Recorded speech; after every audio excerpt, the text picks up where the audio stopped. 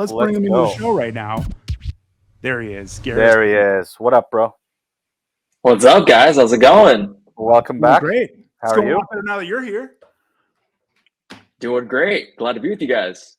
That's what's up, man. So Garrison is the VP of marketing at AvaLabs. So let's get a biggie for that. And last time we talked with you, you were here on behalf of the Pulsar team. So yeah, still repping. We got a little something here. Oh, that's what's up. Oh, I thought that looked like Zero Suit Samus for a second. I thought that was almost Metro. What? Where's the helmet? Oh. Where's the No, arm I'm saying laser? Zero Suit. You guys got to get up on Zero Suit Samus. Ah, okay. There's a Zero Suit Samus. Yeah, Zero Suit Samus. That's a deep cut. So, but anyway, Garrison is here. The man knows his Web3 gaming. The man knows his Avalanche. And so, Chad, if you guys got any questions for Garrison here, please feel free to drop them in there. But welcome to the show, man. It's so great to have you here. Every time you're on the show, I feel like we have a ton of fun. Last time it was during the rolling blackouts in Cali, and you were like, you came in and out of the show like maybe 2 or 3 times, and you kept coming in and just not missing a beat, man. You know what I mean? It's always so much fun to have you on the show. So thanks again for being here. And I'd like to just kind of start off by getting to know your background, man. Like, how did you get involved in crypto? How did you go from getting involved in crypto to your position now with AvaLabs? If you could talk about that journey, we'd love to hear about it. Yeah. I mean, it's kind of a short story. So I got involved in crypto partially because of the current head of gaming at AvaLabs, Ed Chang. I mean, he was like the Web3 guy in our group of guys, and he started like red pilling a bunch of us. I got involved in like Crobata super early. I did like the DeFi summer thing. Before that, I was just like a bit of like a Bitcoin ETH guy, like just holding tokens, not knowing what to do with them. And then after the whole Crobata bit, I got super interested in like marketing Web3 games. I got involved in a bunch of projects, including like Pulsar, Senders, Castle Crush, and a couple of others. And we sort of started kind of kicking the ball back and forth on maybe working with AvaLabs. And that conversation started in January of 21. And it wasn't until the end of this last year that like kind of jumped the fence and made that happen. But it's been a super incredible journey, and I'm glad to be here. And I guess one of the most powerful statements here is that even though the conversation started at the peak of the bull and went through all the way to the bottom of the bear, it still happened. And I would argue 100%. that, given that how crazy the market has gotten, them still asking you to sort of join is a powerful statement about you. All the power to you, and congratulations, my friend. Yeah, I know thank you. Yeah, I know it's a sort of a recent role, but like one cool thing about Garrison, and hopefully I'm not speaking out of turn, is that he's actually been doing a lot of things in the ecosystem, right? You've been involved with a good number of projects. You actually participated, you said, and played a bunch of them. So why don't you tell us a little bit about the the evolution of the space? Because very early on there was Crypto Seals, right? Which some people would argue that wasn't even a game, and then Crypto Crobata came. And then now we have a lot of games that are either being built or being released, and obviously Pulsar is one of them. And it's been fascinating to watch. It will be amazing for us to hear your perspective on it, given that you've been so involved in them. Yeah. I think the biggest shift, right, is this sort of mix from like getting investors to getting players. And even on the Pulsar side, like we've designed and redesigned and totally thought about how we need to shift the game and how we bring it to market to make sure we're attracting the right people. And it's not to say that we can't develop games that are also investment vehicles, right, in and of themselves. And it really depends on what you want to build. But now we're actually seeing like a level of gaming viability that shows me that we don't need investment vehicles for those games. Like I'm looking at Pulsar and Shrapnel and Gunzilla, and now that I'm on the AvaLabs side, like have an incredible purview into what these teams are building.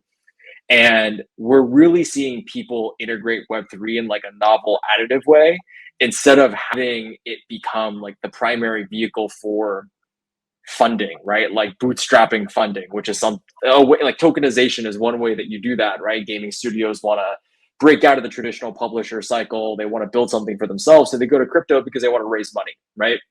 But if we can break out of that, and if we can kind of break out of this like 90%, value extraction type of audience, we can actually create some really fun stuff. And what's really interesting is like the bear market's a really good time to do that, because there's not a ton of value to be extracted, right? And so developers are building for the right reasons. They're looking for alternative funding sources that are not like an ICO, right? Or not an NFT sale.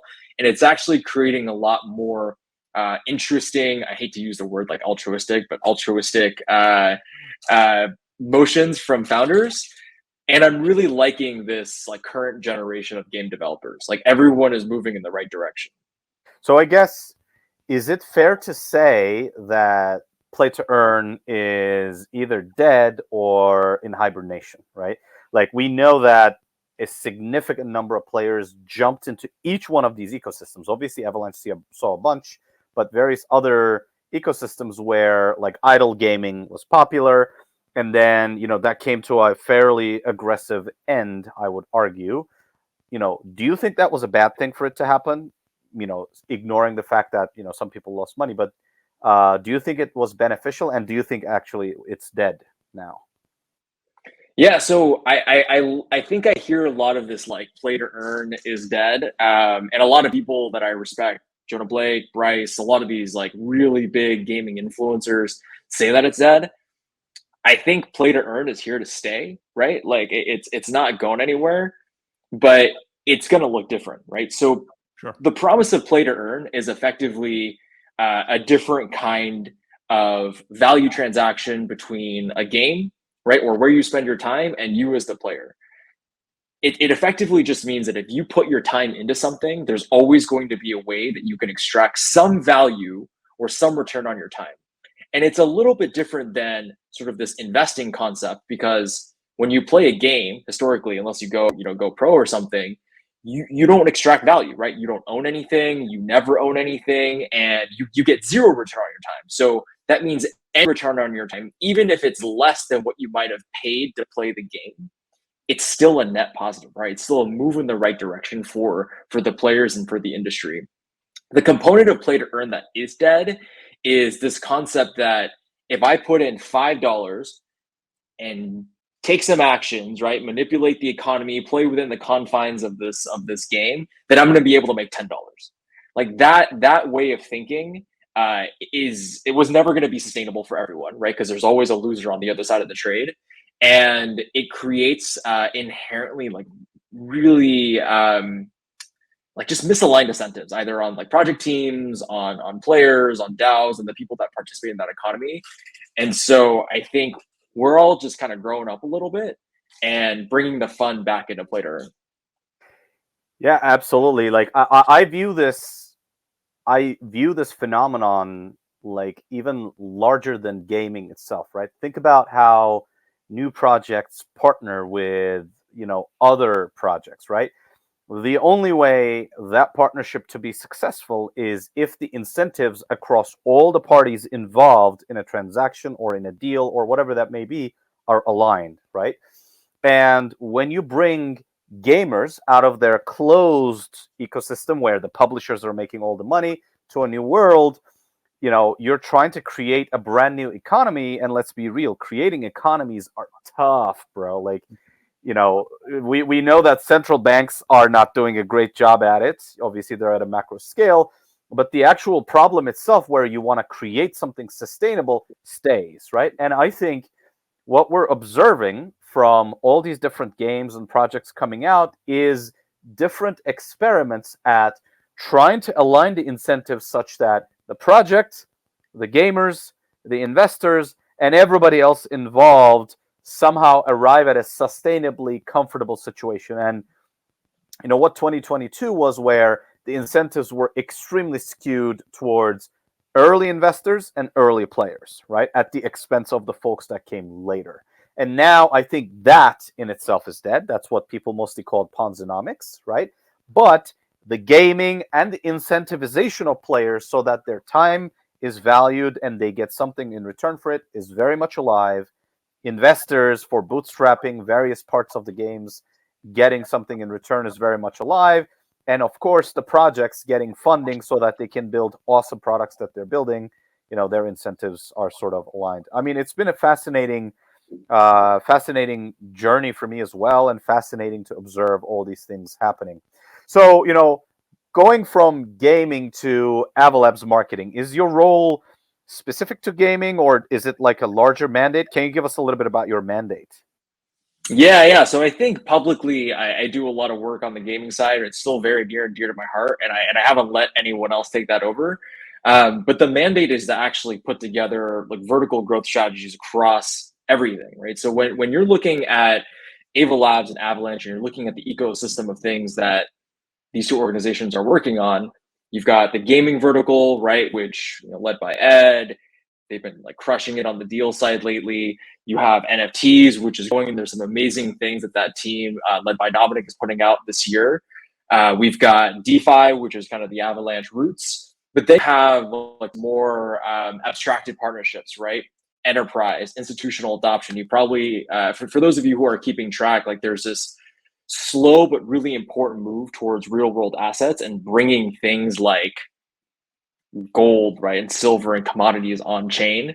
And then you also have enterprise adoption, which is not everyone's favorite conversation, right? Like a lot of people here are decentralization champions, but we sort of have this group of people that are thinking about how you can play nice with the government, right? Or play nice with centralized entities like Amazon, because even though we care about it, not every consumer in the world cares about it. And if we want the other 6.9 billion people, right, to come and play ball with us, we have to kind of meet them in the middle, right? Absolutely. And then you've got sort of like non-specific verticals that aren't really business forward, but you've got things like core, right, which is, I hate to use the word wallet, but core is like the centralized surface that AvaLabs is building. When I say centralized, I mean sort of this like connected surface with tools and products and content that help new and existing crypto users crypto better.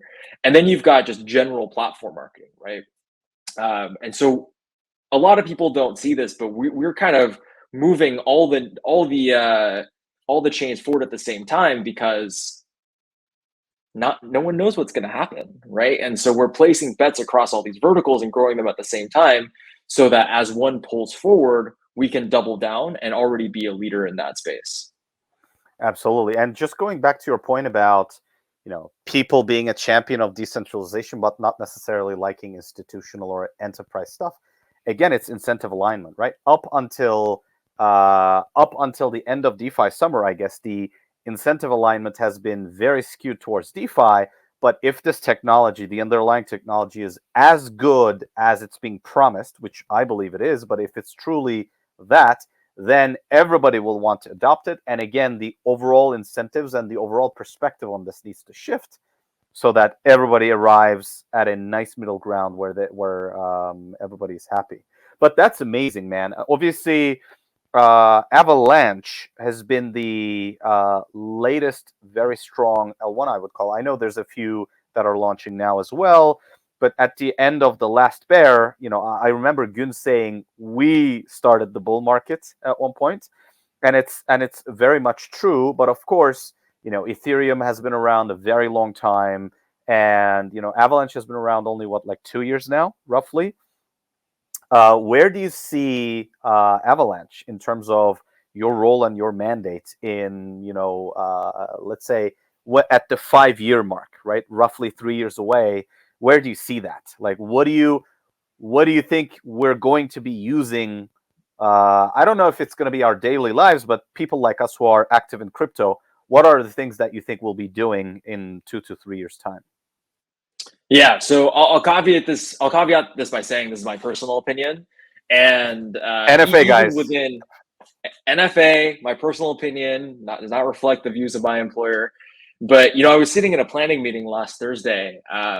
I had flown out to New York for 24 hours, and people were giving me a hard time because I come from a consumer background, right? Before AvaLabs, I was consumer health tech. Before health tech, I was at Meta.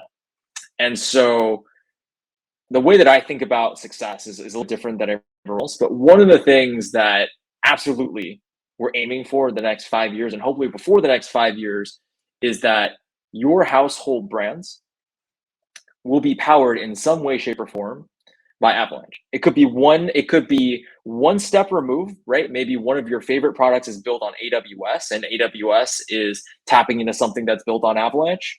Maybe it's an app on your iPhone, right? Is integrated with another product that is integrated with Avalanche. Maybe it's your favorite brand that sells on Shopify that now has redeemable NFTs that are powered by Avalanche through the Shopify Avalanche partnership. But my goal is for you to be able to sit down at your Thanksgiving table, and instead of getting grilled by your family about how up or down a token is, they're actually the ones telling you, hey, like I bought this thing off of Shopify the other day and it had this like little red triangle logo. And then you can tell them that that's Avalanche. That's what success looks like for me, right?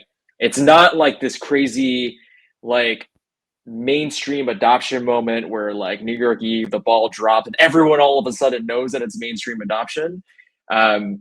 Mainstream adoption is like a lot slower. And by the time it's here, you don't even realize that it's happened, right? And so that's where we're going to the next 5 years. And I personally think that happens by continually delivering on partnerships for things that we use every day. So we're sort of doing these like Shopify, Amazon partnerships now.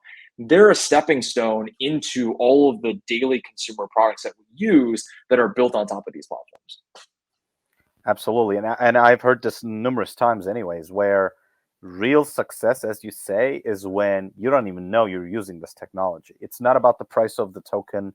It's not about the price of the stuff that's launching on the token, but rather the technology, right? Like my personal take on this is application-specific chains powered by Avalanche consensus, right? Obviously, C-chain and the main validator, group is going to be able to power application-specific subnets. Dexalar is launching one, but I imagine as more tooling, as more capabilities are realized, AvaLabs is working on an institutional subnet, of course.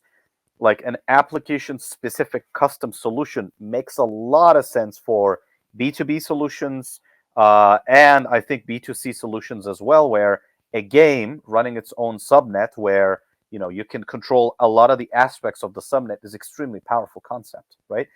Effectively, you are outsourcing your management of the hardware, etc., swapping it for software that automatically gives you data storage, quick, trustless ability to transact, and boom, you have infrastructure to build whatever you want to build, right? If you're a game company, you build your game. If you're an exchange, you build your exchange.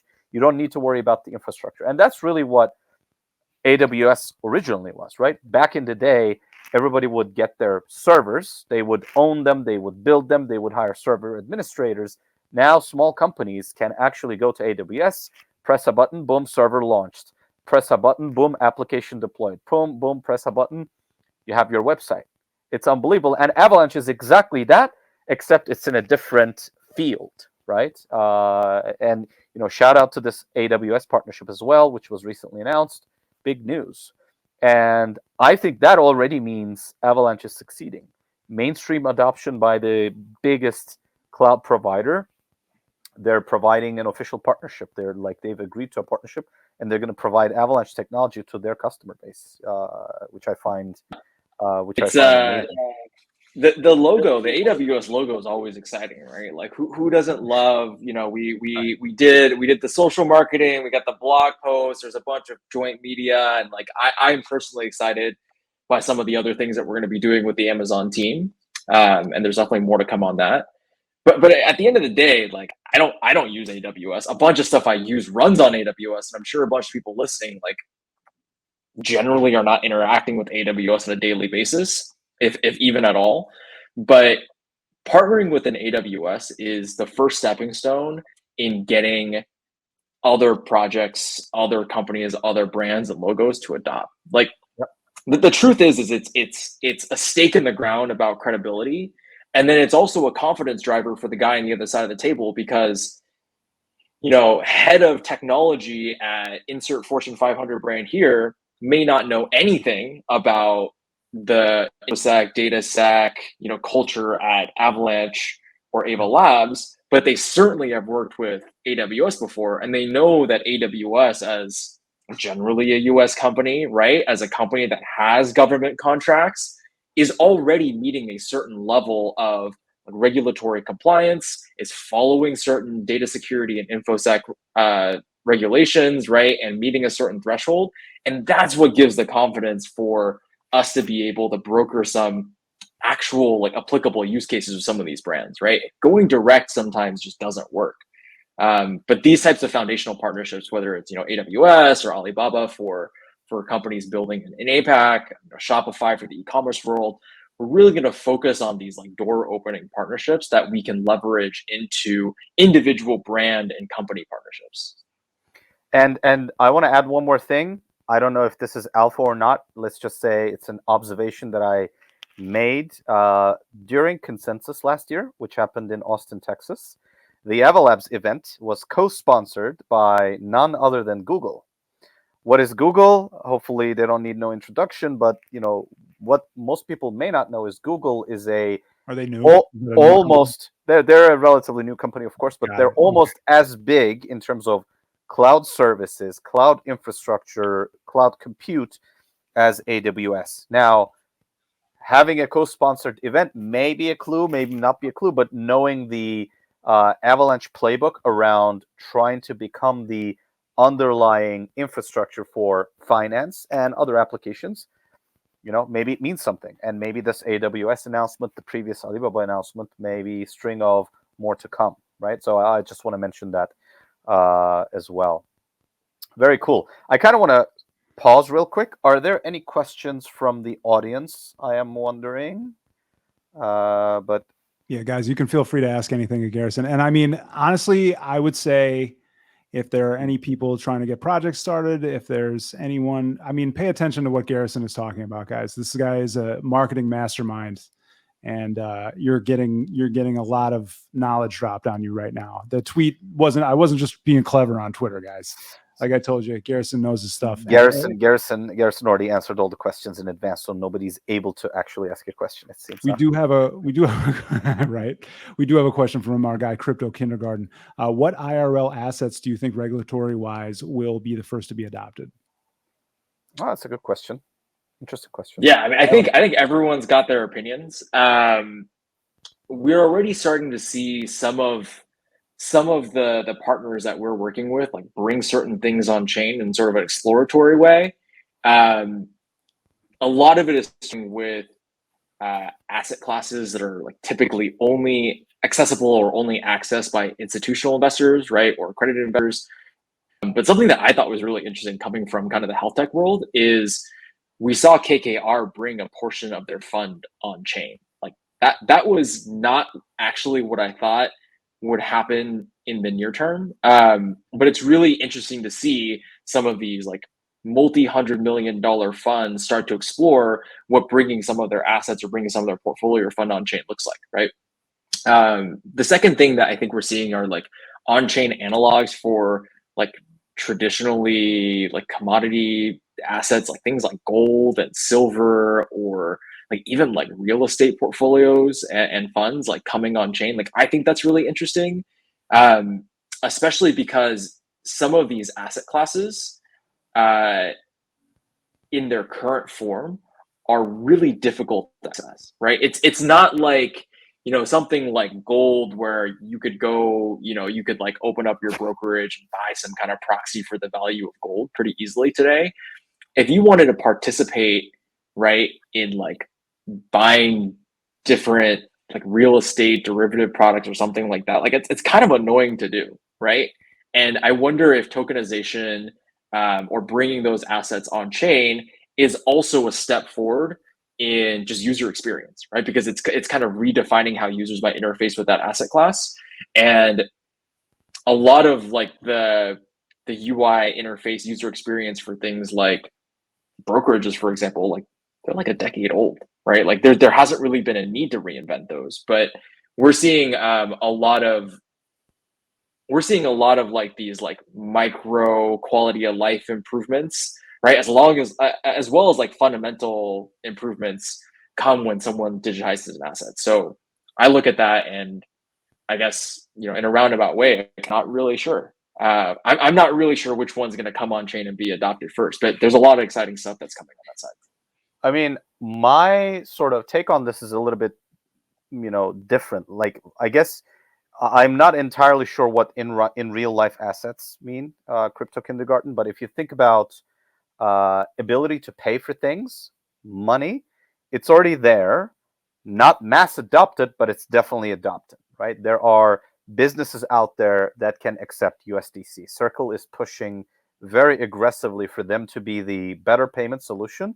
And I'm not going to lie, if I'm a business and, like, I would love to accept payments through Circle because it settles over the weekend. If somebody pays me on a Saturday, I get the money in 5 seconds rather than waiting for the bank to clear that on Monday or Tuesday, right? So in that sense, I think that already exists. FX basically as an asset class, I think exists. But if we're talking about more physical assets, I honestly have no idea how you represent a physical asset using an NFT or a token. I think that gets into like murky waters. But as Garrison suggested, private investments are very interesting.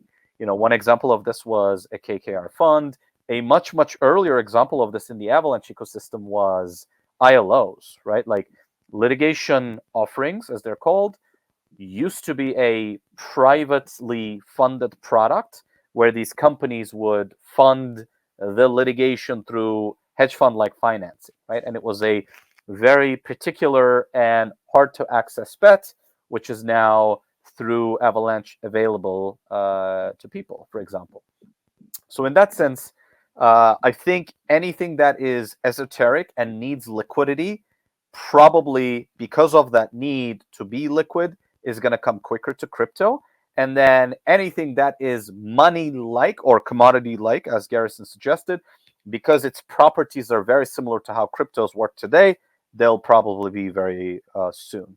But when it comes to like real estate, for example, like the actual asset being represented by a blockchain-based token or NFT, that's going to be very slow, mainly because those things are government controlled, right? Like when you get a mortgage, you have to record your mortgage with the local municipality.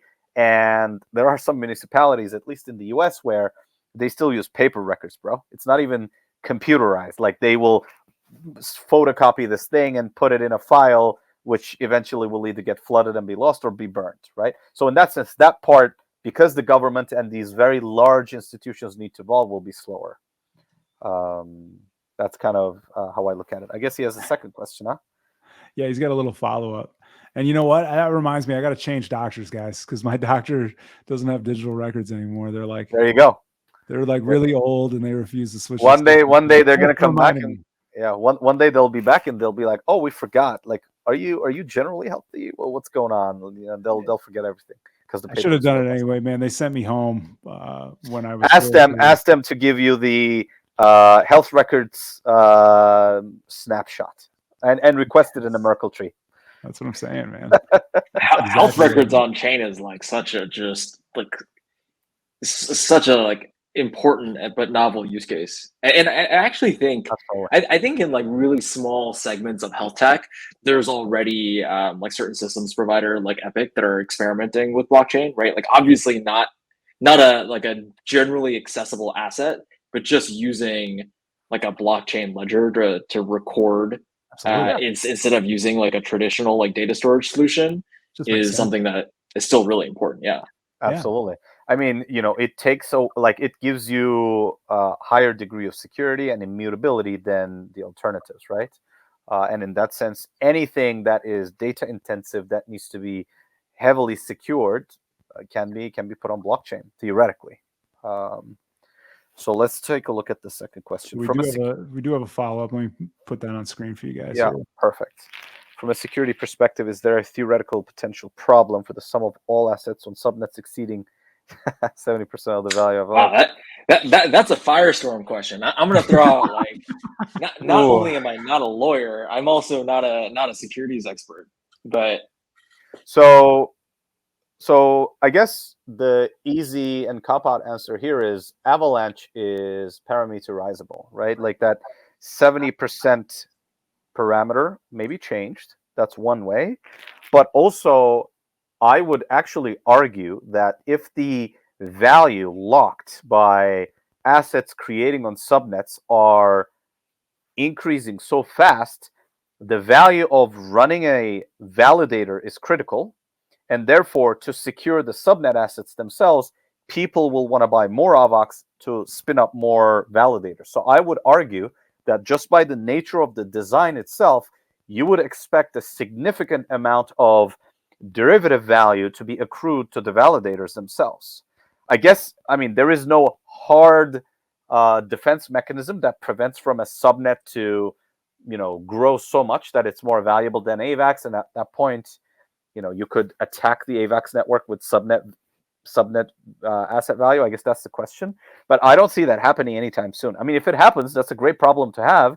And I would argue this is not a Firestorm problem. This is a Günsirer Kevin Seknicki, let's improve the design guys problem. But again, like I think, like knowing what I know and with the understanding that I have, hopefully it's adequate. I think it will be very difficult for us to reach that state. And if we did, that's amazing. Like that means Avalanche has truly succeeded, and now we're pushing the boundaries of it, and now we need to evolve it further, which we know the AvaLabs team has been great about, right? Bar none in terms of shipping speed. So yeah, I think I'll, without kind of commenting on like whether or not value will accrue against the Avalanche token in that scenario, something interesting to think about is whether or not it's a bug or a feature, right? If we're really taking that chain of chains thesis to the absolute max, then it's not only possible, but it's probable that one of the chains within that chain of chain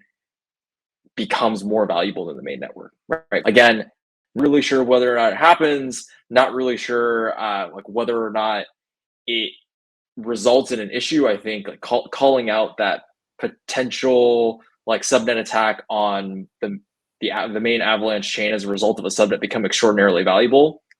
But again, like if you're sort of looking at like all the possibilities out there, right? If you think about the fact that we're trying to build a chain of chains where anyone can build a side chain or like app chain thesis, whatever you want to call it, you got to imagine like there's some really valuable networks or companies that are yet to be built. one more thing I just realized as you said this, for a subnet to be as valuable or more valuable than the mainnet, again, it's possible, I think, it needs to be as decentralized or maybe even more decentralized, right? Because for something to truly accrue value, it either needs to have massive utility and be centralized, or be decentralized and people need to believe in it, right? And I think having massive utility and being more valuable than the actual infrastructure that run you, at least in the current state, I find that harder to believe.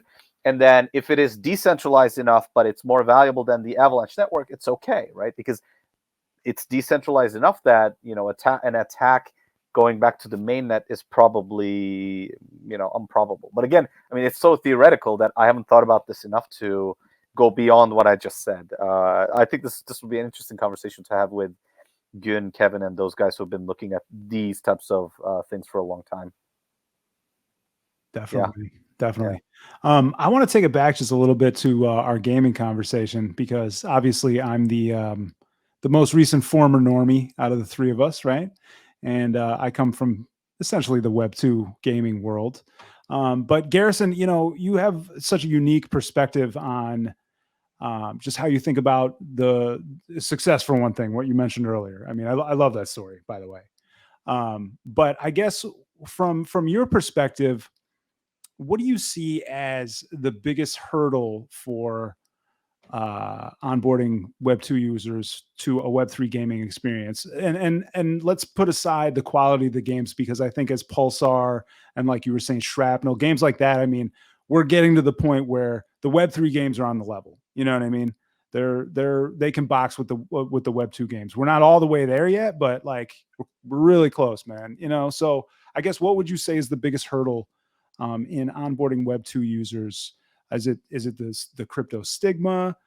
Generally, is there something else entirely? I mean, if you could shed some light on, I'd love to hear your perspective, man.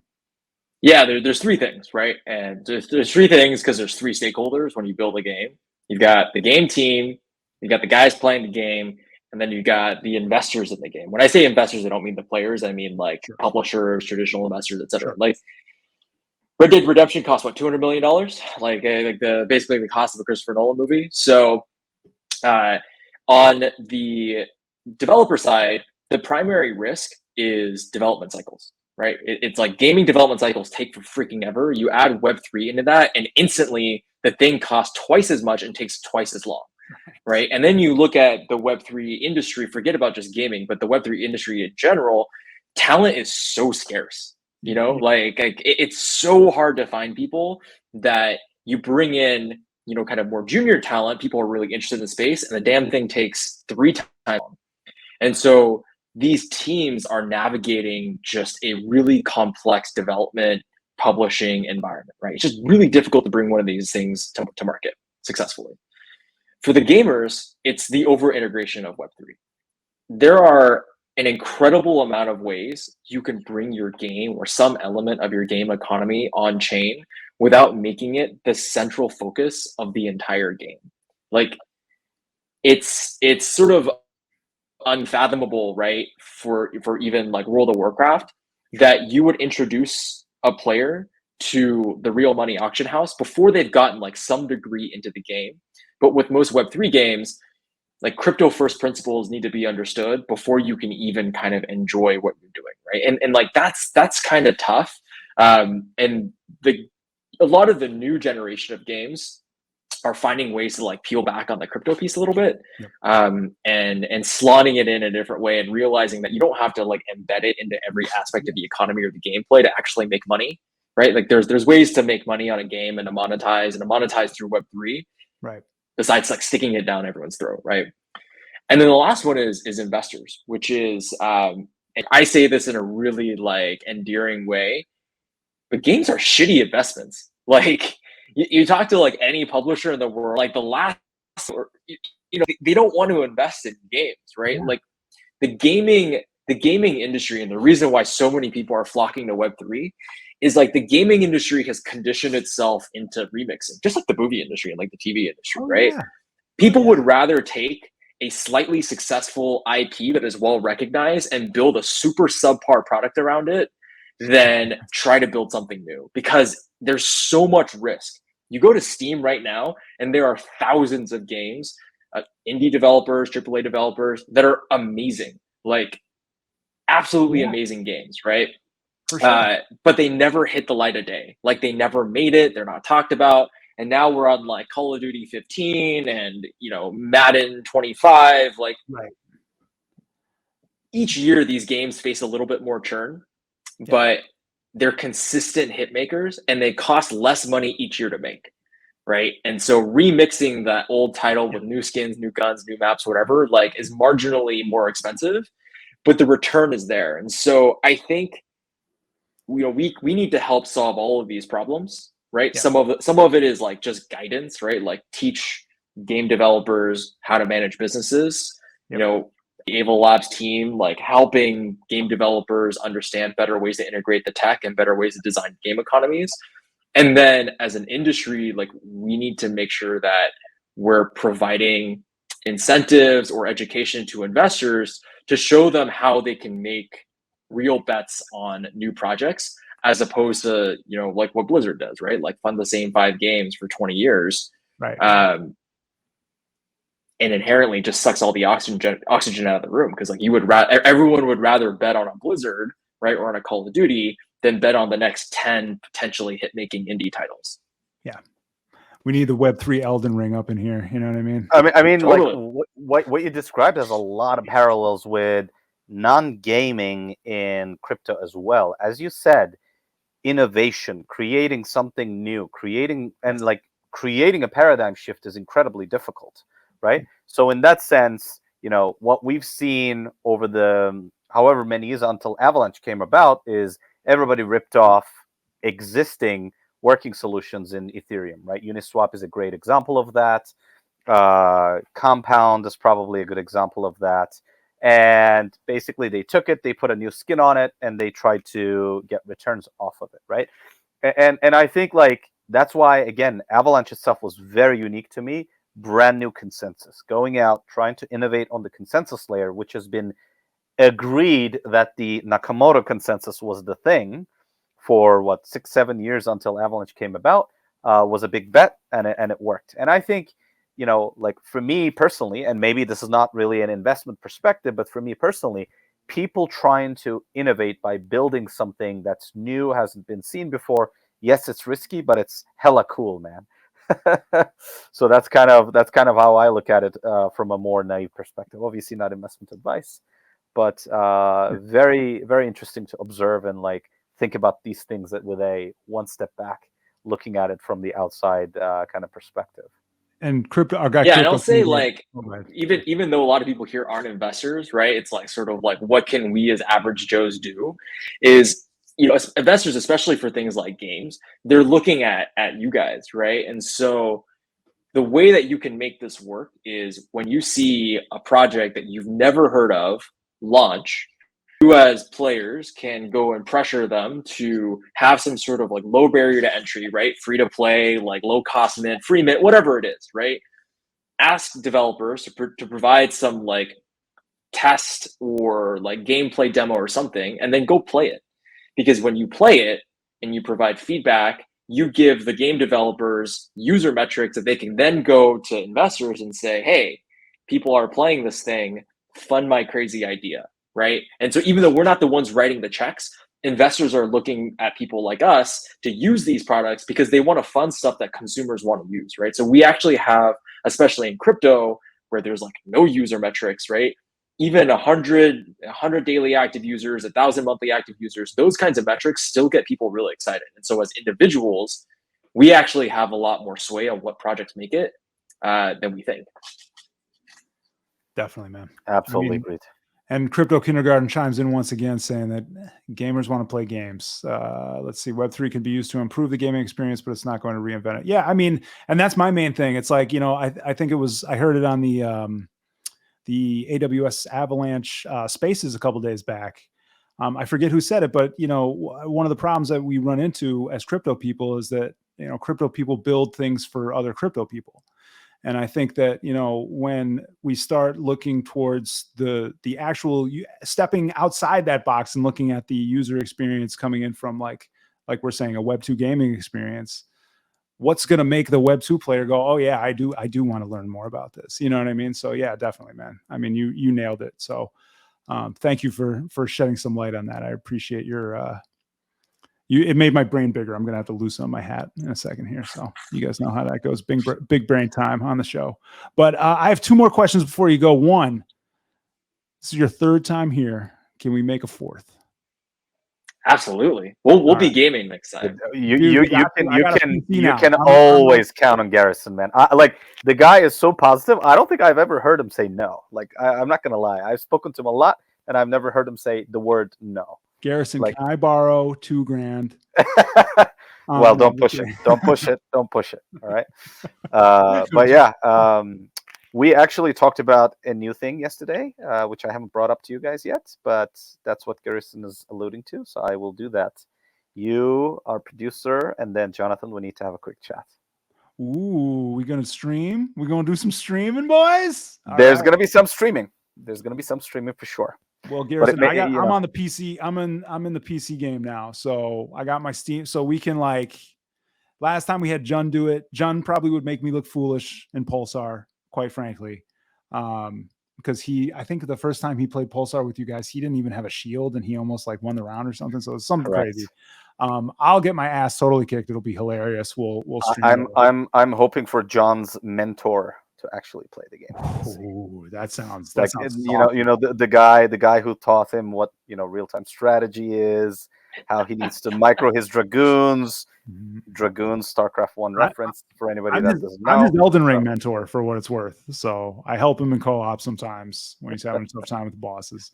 But my second question for you, Garrison, is I need a song request from you, man. I'm going to jump back on the turntables in a few minutes. We talked a little bit before the show, but refresh my memory. What were you trying to hear? I remember. I think we're gonna go with Rich Flex, Drake, and 21 Savage. Let's Dude, do I it. love this. This is too. Firestorm is squirming right now because he's not as big of a rap fan as I am. So last week we had Will Patterson was our guest, and I believe he requested Takeoff and Quavo, R.I.P. Takeoff, and so yeah, I am a big rap fan, so I'm happy to oblige. I love to scratch a record or two, so I will drop some Drake and 21 for you, most definitely, and we'll have to drop 21 Savage because he made a song called A Lot. We'll have to play A Lot after that. I mean, he's 21 has been. It's called A Lot, so yeah. I mean, he's celebrating our token. You know what I mean? So Garrison, this has been awesome, man. Thank you so much for being on the show with us again. We can't wait to have you back for a fourth journey, man. We're gonna make this happen. Anytime, man. I'm always around for you guys.